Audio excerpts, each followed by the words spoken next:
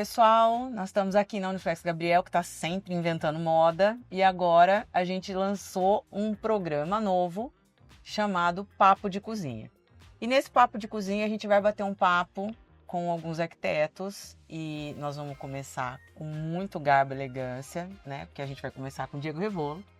E aí a gente vai falar um pouquinho de tudo, sobre trabalho, sobre arquitetura, sobre moda na arquitetura, sobre o que o convidado quiser falar, e a gente vai conversar um pouquinho e depois nós vamos lá desvendar os dotes culinários de cada um deles, né? Entender exatamente aonde que a gente vai pisar nessa seara, né? da culinária com eles, e aí a gente vai deixar isso mais descontraído, mais solto, vai ser um papo bem gostoso.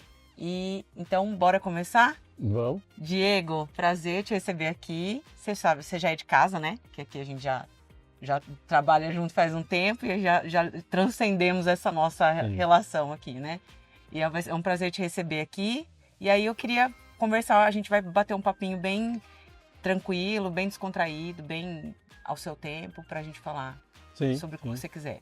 Muito tá bom? feliz aqui, o convite. Obrigado. Diego, eu vou pedir para você falar um pouquinho sobre você, se apresentar, né? E falar um pouquinho sobre você, mas eu queria, antes de tudo, que você me dissesse como que a arquitetura entrou na tua vida. Como que isso começou? O que te levou para o lado da arquitetura?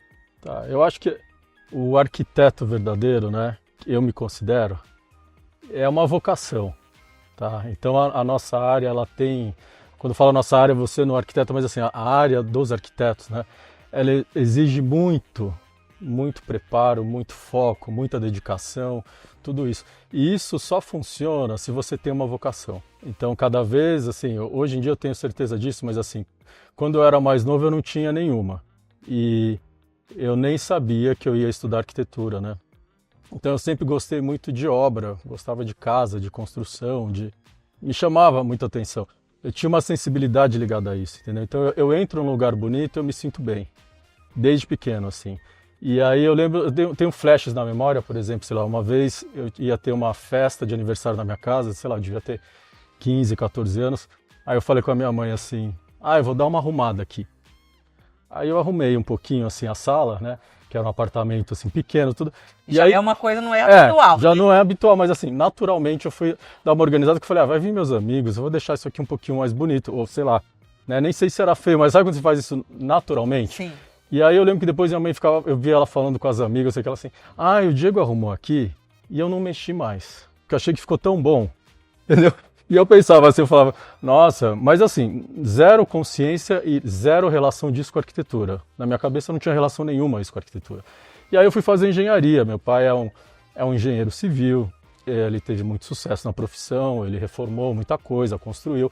E eu gostava do universo dele, e eu acho que influência dos pais, né? Quando seu pai e sua mãe são exemplos, você acaba se espelhando um pouco neles. Sim. E aí eu fui fazer engenharia civil. E aí até então... Tava tudo ok, assim, né? Eu era um aluno excelente, sempre fui muito dedicado. E aí eu tive o azar e a alegria, né, de entrar na USP, na Poli. Então imagina que... Azar e alegria. Aí eu falava assim, é a minha ruína e a minha glória. Sim. Porque quando eu entrei na Poli, nesse universo da engenharia, eu me vi ali meio que um peixe fora d'água. Então, por exemplo, você imagina que a Poli tem muitas mentes brilhantes, assim. Sim. E aí eu falava, engraçado, eu não estou à altura deles, eu não estou à altura das aulas, eu não me conecto com isso aqui. E aí eu comecei a ficar meio que desconectado com o curso. E aí quando eu estava no terceiro ano de engenharia, meu pai chegou para mim e falou assim, olha, vai fazer arquitetura, sai da Poli, abandona a USP, não precisa ficar nessa faculdade por mim ou por ninguém, vai fazer arquitetura, que eu acho que você está diferente. E eu acho que eu estava assim, não dá para dizer que eu estava deprimido, mas eu estava sem estímulo, sem animação, faltava muito. Então era uma coisa assim que eu falei assim, se não viesse alguém da minha família falar, me dar um tranco assim, eu ia ter sido um engenheiro medíocre, mediano para baixo. Ia ter sido muito infeliz. E aí eu fui fazer arquitetura, acabei entrando no Mackenzie, né, 3 anos atrasado, e aí assim, desde o primeiro semestre me conectei completamente. E aí eu fui entender tudo, daí eu comecei a ligar isso por que eu gostava tanto de ir na Casa Cor, por que eu gostava de arrumar a casa, sabe assim, aí você começa a entender. Tem uns insights, né? Aí você fala assim, nossa, eu dei uma volta para cair numa coisa que era tão óbvia, só que naquela época também, eu acho que os pais, eles não tinham essa preocupação tão grande que nem hoje, né? Sim. Hoje eu acho que uma criança faz alguma coisinha, já é o Picasso, sabe assim? Exatamente. Já tem um lado tem uma artístico. valorização É o oposto hoje. Hoje, assim, a preocupação é tão grande que às vezes tem uma supervalorização. E naquela época, assim, a gente não tinha muito essa voz, vamos dizer assim, né? E eu lembro também uma coisa interessante, que um tio meu que mora em Paris, ele veio uma vez para o Brasil, e eu fazia engenharia já. E aí acabei arrumando um curso de caligrafia, não sei porque eu fui atrás de um curso de caligrafia que eu queria desenhar, fazer letra gótica, sabe aquelas letras de convite, tudo. E aí assim, eu vi lá ali na Rebouças, falei, vou fazer. Aí meu tio, que era muito estudado, muito culto, ele falou assim para minha mãe, olha, tem alguma coisa errada. O Diego, engenheiro, fazendo curso de caligrafia, ele não está na carreira certa. Aí minha mãe também ficou com isso na cabeça, entendeu? Então tudo isso acabou me levando para arquitetura e que foi uma correção de rota, né? Sim. E aí eu acho assim, né? Quando você está fazendo o que você gosta, quando você se encontra na profissão, né? É tão mais fácil, Miriam. É muito mais fácil. Que aí na arquitetura, por exemplo, eu passei a estar entre os melhores de novo. Não falo profissionalmente, mas na faculdade, Sim. na classe, inserido, nos trabalhos. Não, e aí você se sentia bem de novo, você fazia aquilo com maior empolgação. E aí quando tinha alguns amigos meus que criticavam o curso, eu falava assim, não, como vocês vão criticar isso aqui? Isso aqui é o paraíso, isso aqui é incrível, isso aqui... Então era muito prazeroso. E aí foi sempre prazeroso. Daí eu comecei a trabalhar, fui trabalhar com o Roberto Migoto, né, que... uma excelente escola, um profissional que eu admiro, que assim, vou morrer admirando, incrível. Uma ótima escola, fiquei 7 anos com ele. E foi também isso que me direcionou mais ainda para a minha área. Eu sempre falo assim que foi até uma sorte muito grande ter arrumado um estágio lá. Uhum. Porque na época era difícil você conseguir um estágio nos melhores escritórios. Sim. E eu mandei para todo mundo, para todo mundo. Aí no dia que me chamaram, eu falei assim, nossa, que máximo, tal, não sabia se eu ia ficar, né? Aí quando eu vi que eu ia ficar, eu falei assim, não acredito que eu estou trabalhando aqui. E aí fiquei 7 anos, e aí chegou uma hora que eu falei assim, preciso trabalhar sozinho. E aí montei meu escritório. E aí, o que você acha sobre, por exemplo, hoje a gente estava até conversando aqui nos bastidores sobre essa influência de moda na arquitetura. Nunca teve tão presente, eu acho, na arquitetura quanto agora. Podia até estar antes, mas não sei, talvez pelo boom das redes sociais e dessa coisa massificada da gente ter acesso às informações. Tá. Mas eu acho que agora está muito latente isso, né? O que você acha sobre isso? O que você pensa sobre isso? Eu não sei, Miriam, eu tenho, né? Eu sou mais velho, assim, eu já vi tanta coisa acontecendo, então eu sempre primeiro sou um pouco cético. Tá. E às vezes eu quero entender o porquê, sabe? É que nem a gente estava falando, você falou, você vai em vários lugares, lá na Itália, na França, tudo, tem essas collabs, né? Então, por exemplo, essas grandes marcas invadindo no bom sentido, vai assim, as praias, os cafés, os beach clubs, os restaurantes, né? O nosso universo, né, que você vai para Milão, você mesmo foi, você vê que tem hora que você fala assim, mas então tem a Fendi Casa, a Fendi Moda, tem a Dolce & Gabbana Casa, a Dolce & Gabbana Moda, tem... Então, por um lado, é isso mesmo que você falou, que eu acho que é incrível, que assim, acaba virando um universo só. E no fundo é um universo só, né? Porque você acaba que você se relaciona com todos os lados da arte, né? Uhum. Você não consegue separar. Se você for ver, às vezes até eu acho que o estilista, ele é muito mais artista às vezes que até que um arquiteto. Eu acho assim, eu pago um pau, assim, eu admiro tanto quando eu vejo uma coleção, assim, eu não gosto de moda, mas quando eu vejo alguma coisa, nem Schiaparelli, alguma coisa assim, quando cai assim na minha frente, eu falo assim, nossa, que gênio, né? O John Galliano, eu falo, que gênio que foram essas pessoas que são, né, atuando. Então, é muito próximo os universos. E aí, só que ao mesmo tempo, por exemplo, a gente teve aí uma questão do luxo que começou a ficar um pouco pejorativo e as coisas das grifes, né? Não, nem se fala pejorativo, mas teve uma mudança aí de paradigma com a pandemia, o que era luxo e o que não era. Então, mudou um pouco a maneira de encarar isso, né? E essas marcas, no fundo, eu acho que elas são, como todo mundo, né? E principalmente no capitalismo, num sistema que tem que vender, elas querem estar sempre inseridas, né? Sim. E elas, de repente, elas perceberam também que, por exemplo, não adianta só vender a roupa, o vestido, o óculos e tal, que antes elas estavam até sobrevivendo mais com os acessórios, mas elas têm que estar mais ainda oferecendo uma experiência. Então eu vejo muito mais por isso. Eu acho que assim, as marcas elas estão falando assim, poxa, se a gente fizer a pessoa visitar o nosso café, ela vai conhecer mais o nosso universo, isso vai ser uma porta de entrada que talvez vá trazer ela para essa adoração da marca, sabe? Porque eu acho que você pega os jovens, por exemplo, é difícil ele passar, vamos dizer, vou dar um exemplo bem recente, ele passar lá no Guatemi, que nem tinha Tiffany's, Sim. olhar para aquela vitrine e achar que aquilo pertence ao universo dele, você O concorda? dinheiro mudou de mão para uma geração que já... E ao mesmo tempo, por exemplo, eu dei, quando a minha sobrinha nasceu, a primeira, uma coisinha da Tiffany, né? E aí assim, ela tem, acho que, quando ela tinha, sei lá, uns 13, 14 anos, hoje ela tem 15, ela falou assim, tio Diego, eu vou usar aquele negocinho que você me deu da Tiffany, que até então minha mãe nunca tinha deixado eu usar, porque eu ia perder, né? Mas assim, se colocando muito longe, sabe, assim, como se aquilo fosse um universo inalcançável, né? E aí eu acho que as marcas, quando elas colocam um café, você mesmo já deve ter conversado com alguém que falou assim, você viu que abriu o café da Tiffany no Iguatemi? Você viu que você... Então aí a pessoa vai lá e toma um café.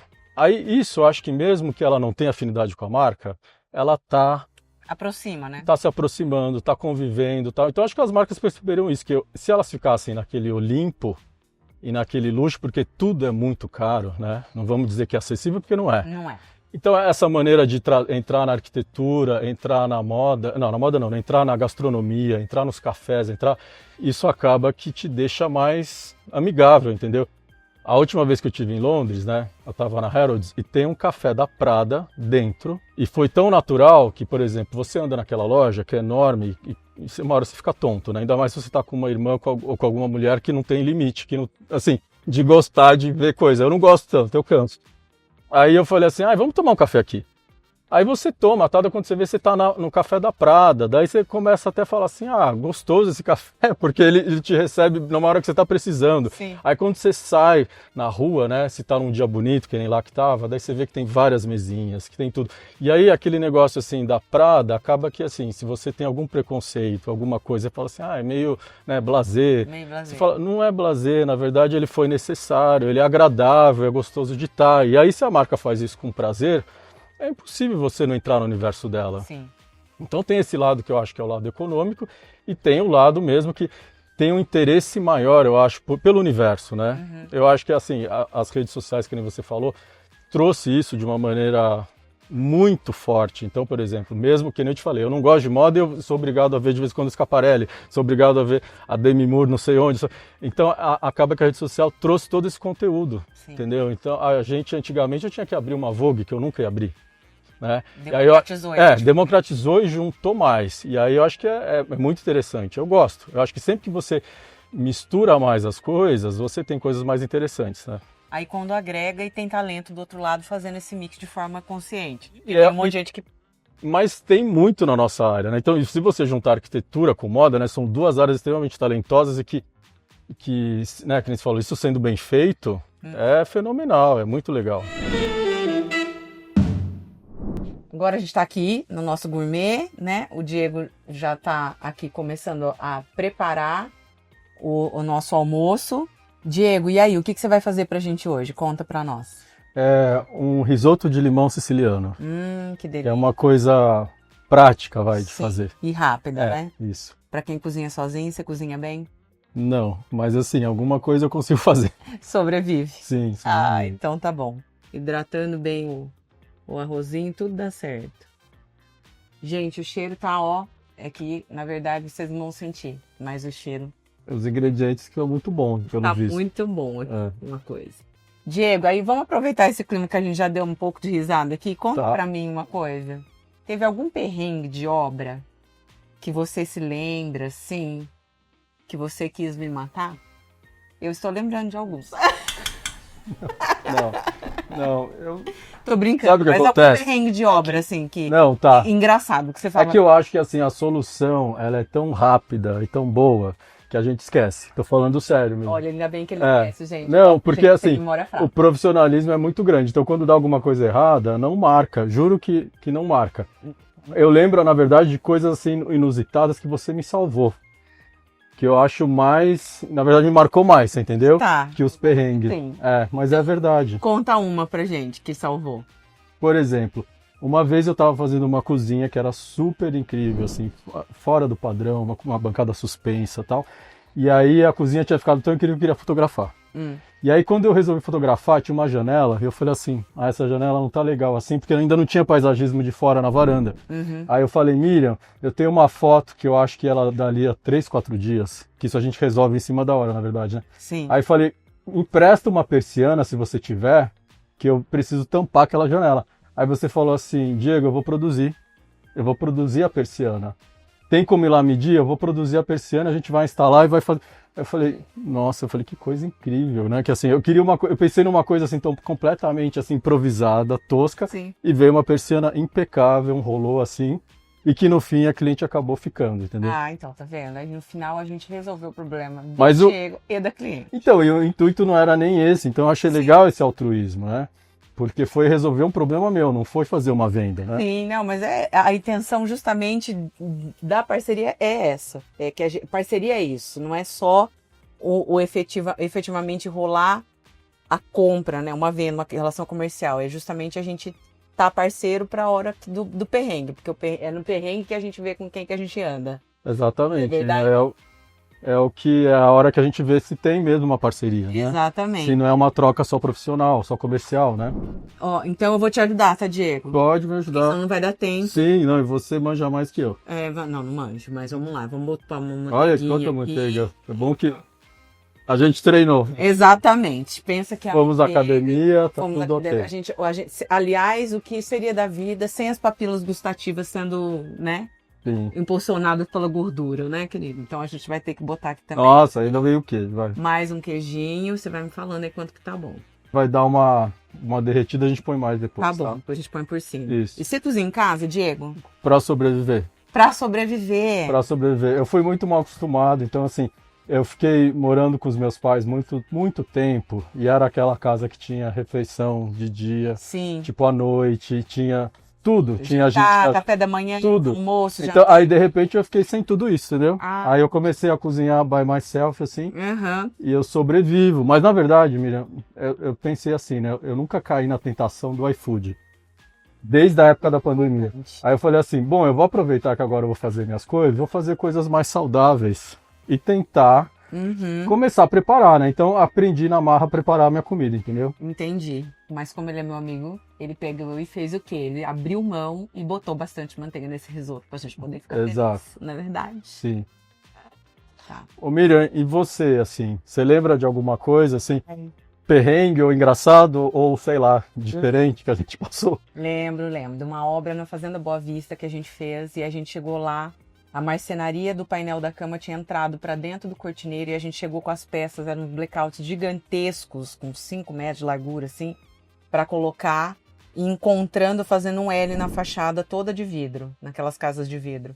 E aí entrou aquela marcenaria que avançou 10 centímetros e eu falei, como que eu vou? Porque é zipado o blackout, como que a gente vai diminuir isso? Você falou, olha, pelo amor de Deus, ajuda, porque a marcenaria não vai poder ser mexida.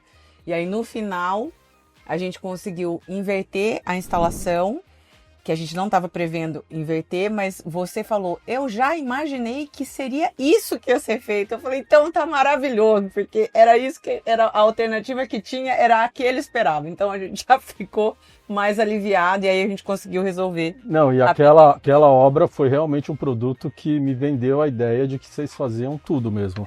Porque, assim, a casa, né, Miriam, era uma caixa de vidro. Inteira uma caixa de vidro.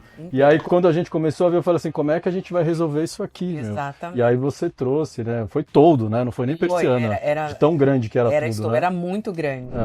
Diego, segura, eu vou montar o prato para você. Vamos ver se eu consigo fazer um negócio bonitinho, né? Pra deixar ele pelo menos... É bom que você monta. Se eu fosse montar, eu ia ficar também com tanto critério. Eu não tenho ia critério. Demorar muito. O meu critério é mais fome do que qualquer outra coisa. Mas tá lindo. Aqui, a gente joga um queijinho por cima. Aí, cadê o queijinho aqui? Gente, não tá bonito não, mas eu acredito que esteja bem gostoso. Não, tá bonito. Vamos lá. No meu prato, né? Minha montagem. Vamos lá. Então agora vamos provar, né, Diego? Pra ver se passou no teste. Chama os cachorros. Imagina. Ficou muito bom. Muito bom. Tem um azedinho, né? Nossa, Você sente tudo. tudo, limãozinho. Uma delícia. Passou no teste, Diego. Você tá sobrevivendo muito bem, tá? Obrigado. Quero te dizer que você tá sobrevivendo super bem. Diego, ficou maravilhoso o seu risoto, especialíssimo. E eu quero agradecer você por abrir com a gente esse primeiro papo de cozinha, que essas ideias malucas que a gente tem de fazer. E você sabe que você está sempre, você é o primeiro que vem na cabeça para tudo que a gente vai fazer. Nossa, obrigado, amiga. Então, a gente está muito feliz de ter você aqui. É uma honra sempre, um prazer sempre estar com você aqui. Obrigado por você ter dado essa oportunidade pra gente gravar essas doideiras que a gente faz aqui junto. Uma honra, espero que, enfim, que você tenha gostado também. Eu tô sempre aberto para tudo. Ai, que bom. Tá? A gente amou.